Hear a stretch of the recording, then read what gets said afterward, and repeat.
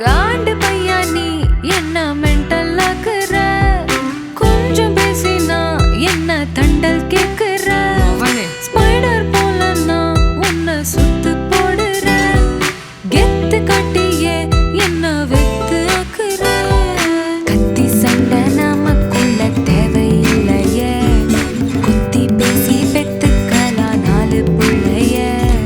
தினம் தினம் பார்க்க வச்சு வெறுப்பேத்துற